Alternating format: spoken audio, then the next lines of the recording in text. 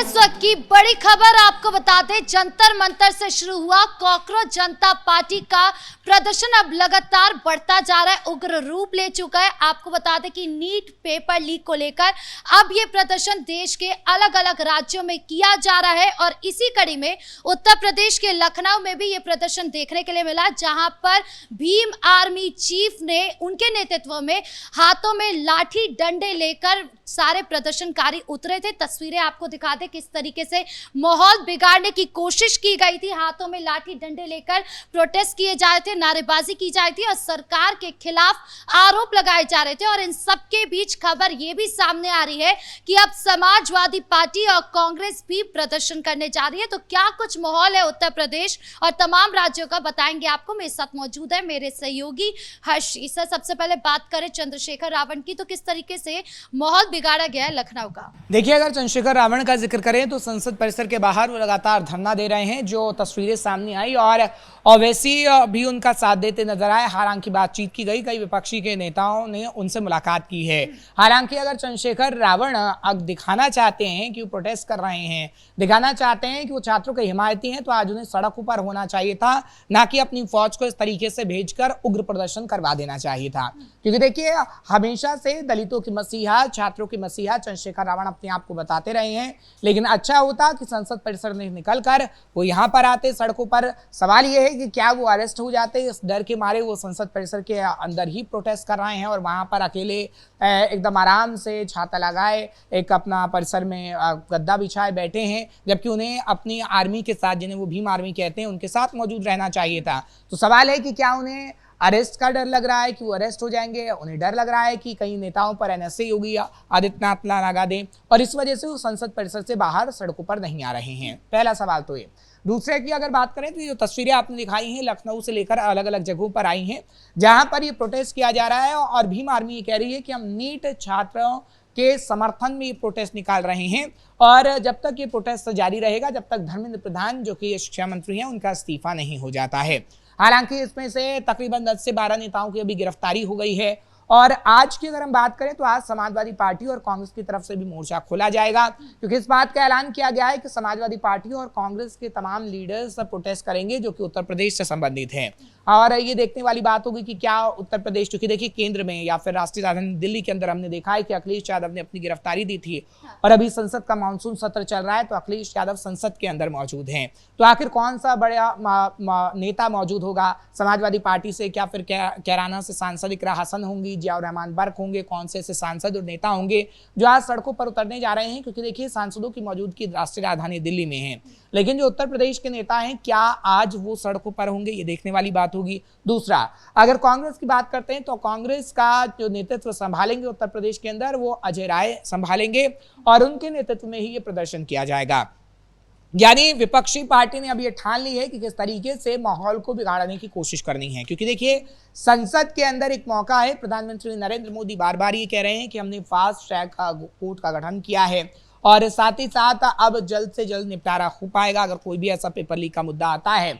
लेकिन विपक्ष अड़ा हुआ है और विपक्ष ये कह रहा है कि नहीं, हम लगातार प्रोटेस्ट करेंगे जब तक धर्मेंद्र प्रधान इस्तीफा नहीं दे देते हैं। खैर, वो आगे आने वाले समय में पता लगेगा कि धर्मेंद्र प्रधान इस्तीफा देंगे या नहीं देंगे, या फिर क्या, क्योंकि देखिए प्रशासन बार बार ये कह रहा है सीजेपी से कि हम आपसे बातचीत को तैयार हैं और जेपी नड्डा ने तो अपने आवास पे उनका स्वागत भी किया, लेकिन जंतर मंतर पर बुलाने की बात सीजेपी की तरफ से की गई और कहा गया कि जो भी बातचीत होगी वो जंतर मंतर पर होगी। सवाल यह है कि जंतर मंतर अगर कोई नेता, बड़ा नेता किस तरीके से आएगा, क्योंकि जंतर मंतर पर आप माहौल देख रही हैं कि प्रदर्शन उग्र हो रहा है, जहां पर पत्रकारों को पीटा जा रहा है। तो क्या आगे आने वाले समय में नेताओं को नहीं पीटा जा सकता? क्योंकि बिहार के अंदर जो हमने विनय बिहारी की तस्वीर देखी है, किस तरीके से उसे दौड़ा दौड़ा कर पीटा गया है उन्हें, और कई विधायकों के कॉलर तक पकड़ लिए गए हैं। तो क्या आश्वासन देंगे अब अभिजीत दीप के या फिर सीजेपी के वो तमाम प्रवक्ता जो इस वक्त ये कह रहे हैं कि नहीं, आप जंतर मंतर पर आकर बातचीत करिए? क्योंकि देखिए एक जगह होती है जहां पर आप डिसाइड करते हैं कि कहां आपको बातचीत करनी है,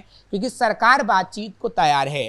अगर आपको अपनी बातों को मनवाना है तो कहीं ना कहीं बातचीत ही एक मसले का हल है। ये नहीं कि आप सोशल मीडिया पर हर एक सेकंड में वीडियो डालेंगे और सरकार को आप कहेंगे कि नहीं, आप हमारी वीडियो सुनिए और हमारे वीडियो के आधार पर ही फैसला लीजिए। बातचीत होगी, बातचीत एक टेबल पर होती है, क्योंकि देखिए अपनी मांगों को कहीं ना कहीं जेपी नड्डा के सामने रखा गया और उसी आधार पर जेपी नड्डा की तरफ से केंद्रीय मंत्री जितेंद्र सिंह की तरफ से बुलाया गया कि आप आवाज पर आइए और हम आपकी मांगों को सुनेंगे।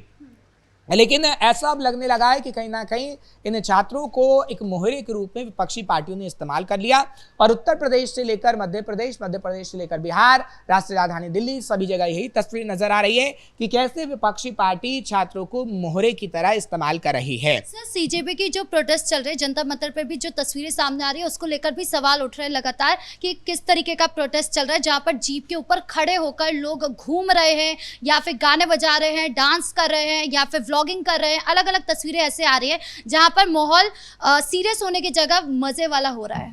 देखिए, अगर हम बात करें छात्राओं की या फिर छात्रों की, वो सीधे सीधे ये कह रहे हैं कि हम अपने भविष्य के लिए लड़ रहे हैं। ठीक है, हम उन छात्रों को अगर साइड में रखें, क्योंकि देखिए छात्र तमाम नहीं हैं, हम बार बार ये कह रहे हैं। छात्र जो शुरुआती दौर में आए थे, जब से इस प्रदर्शन की शुरुआत हुई थी, तब हमने देखा था कि किस तरीके से छात्र आए। लेकिन अब की अगर हम बात करें तो अब ये तमाम छात्र नहीं हैं। ये जो तमाम लोग हैं, ये कहीं ना कहीं विपक्षी पार्टी के कुछ कार्यकर्ता हैं, तो कुछ ने माहौल खराब करने का बीड़ा उठाया हुआ है। राष्ट्रीय राजधानी दिल्ली के अंदर आपने देखा कि किस तरीके से गैंगस्टर तक घूमते हुए नजर आए। वो सीलमपुर का गैंगस्टर आपने देखा, हाजी अफजल जिस तरीके से घूम रहा था।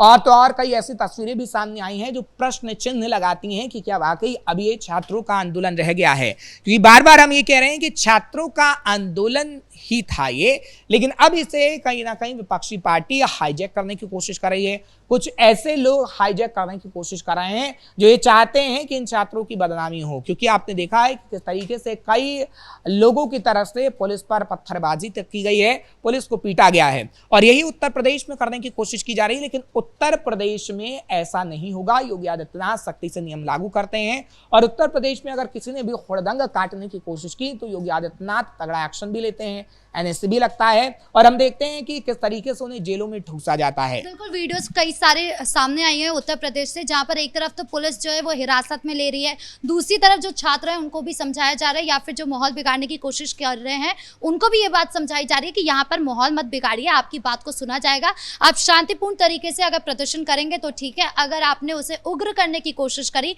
माहौल बिगाड़ने की कोशिश करी, तो आपको बख्शा नहीं जाएगा। बिल्कुल, और देखिए कहीं ना कहीं ये बात तो कही जाती है, लेकिन उत्तर प्रदेश के अंदर पूरी तैयारी कर ली गई है। एक तरफ राष्ट्रीय राजधानी दिल्ली के अंदर हमने देखा है कि तमाम पुलिस वालों की छुट्टियों को रद्द कर दिया गया है और पुलिस वाले को कहीं ना कहीं सुरक्षा बंदोबस्त के लिए बुलाया गया है। आप मेट्रो स्टेशन से लेकर सड़क पर देख रही हैं कि किस तरीके से फोर्स और पुलिस बल तैनात हैं।